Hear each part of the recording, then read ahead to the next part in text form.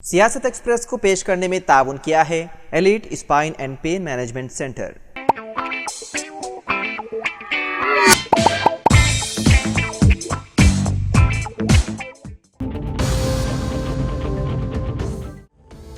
तेलंगाना के वज़ीर आला रेवंत रेड्डी ने हिंदुस्तान की 78वीं यौम आज़ादी के मौके पर जुमेरात को हैदराबाद के गोलकुंडा किले में कौमी परचम लहराया। इससे कबल उन्होंने सिकंदराबाद परेड ग्राउंड में शहदा की यादगार पर फूल चढ़ाते हुए फौजियों को खिराज अकीदत पेश किया।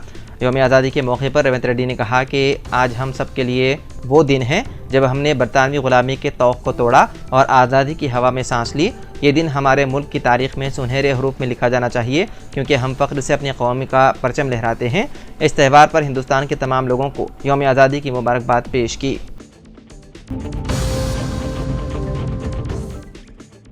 वज़ीर आज़म नरेंद्र मोदी ने लाल किले पहुंचकर खिताब किया। यौम आज़ादी के मौके पर वज़ीर आज़म मोदी ने लाल किले पर परचम कुशाई अंजाम दी।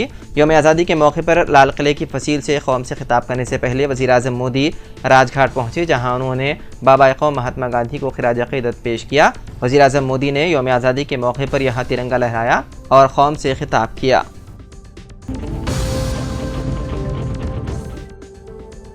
रियासत कर्नाटक के दारुल बेंगलुरु में प्रेशर कुकर धमाके से फट पड़ा, जिसके नतीजे में एक शख्स की मौत हो गई, वहीं दूसरा जख्मी हो गया। यह वाक़या जेपी नगर इलाके में उडुपी उपहार रेस्टोरेंट के करीब पेश आया।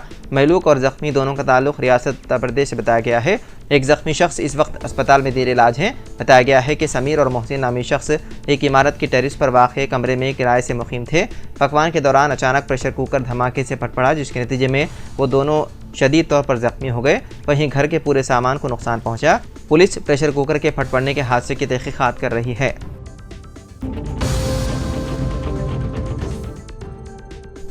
सदर हुकूमत हिंद मजलिस इत्तेहादुल मुस्लिमीन बैरिस्टर ओवैसी ने मुल्क की आज़ादी की 78वीं तकरीब के मौके पर जुमेरात के रोज़ हैदराबाद के पुराने शहर में तिरंगा लहराया।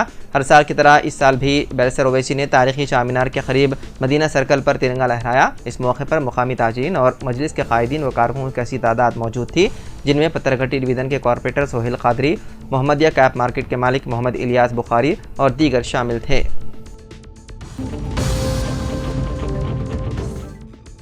सुप्रीम कोर्ट ने गवर्नर कोटे से MLCs के इंतखाब पर तेलंगाना हाई कोर्ट की जानिब से दिए गए अहकाम पर रोक लगा दी है, जिससे तेलंगाना हुकूमत की जानिब से सिफारिश करदा 2 उम्मीदवारों प्रोफेसर कोदंडराम और सहाफ़ी आमिर अली खान साहब के इंतखाब की राहें हमवार हो गई। जस्टिस विक्रमनाथ की ज़ेर क़ियादत अदालत उज़्मा की बेंच ने ताहुकुम सानी इस रोक पर अमल की हिदायत दी। रियासत के असर अपोजिशन BRS के लीडरान D श्रवण और K सत्यनारायण ने सुप्रीम कोर्ट में दरख्वास्त दाखिल करते हुए चैलेंज करते हुए कहा था कि उनकी तकर्री को नज़रअंदाज करके गवर्नर कोटे से नए MLCs का इंतखाब किया गया।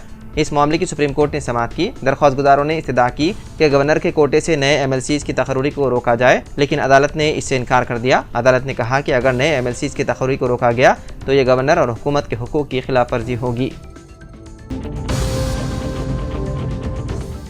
अक़लियती तलबा की फ़ीस रिम्बर्समेंट बकायाजात की आइंदा माह इजराई। तेलंगाना की कांग्रेस हुकूमत अक़लियती इदारों की हर मुमकिन मदद करते हुए उन्हें मुस्तहकम करेगी और अक़लियती प्रोफेशनल कॉलेज के फ़ीस रिम्बर्समेंट बकायाजात जल्द जारी किए जाएंगे। हुकूमत के मुशीर बराए अक़लियत व कमज़ोर तबक़ात मोहम्मद अली शबीर ने अक़लियती तालीमी इदारों की जानिब से मुनक़िदा तक़रीब से खिताब किया। हुकूमत की जानिब से हाल ही में अक़लियती इदारों को दी गई सहूलतों पर इज़हार तशक्कुर के लिए ये तक़रीब मुनक़िद की गई थी। मोहम्मद अली शबीर ने कहा कि मुस्तहिक़ अक़लियती तलबा के लिए स्कॉलरशिप उनका दस्तूरी हक़ है। फ़ीस रिम्बर्समेंट बकायाजात के मसले पर मोहम्मद अली शबीर ने कहा कि वज़ीर आला ने इस मसले पर कॉलेजेस के इंतज़ामिया से मुज़ाकरात किए हैं। उन्होंने तयक़ुन दिया कि फ़ीस रिम्बर्समेंट के तकरीबन 75% बकायाजात सितंबर के पहले हफ्ते में जारी कर दिए जाएंगे।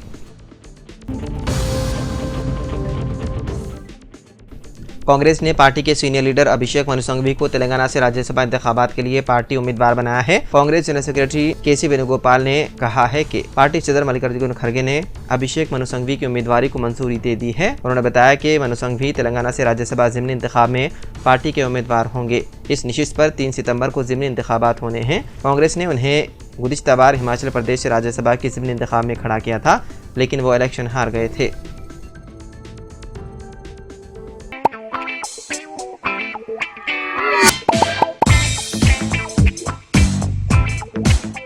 Elite spine and pain management centre बगैर ऑपरेशन और बिना पेन के अद्वियात के एडवांस्ड टेक्नोलॉजी के जरिए सिर्फ छोटे इंजेक्शन से कमर और घुटनों के दर्द का शर्तिया इलाज।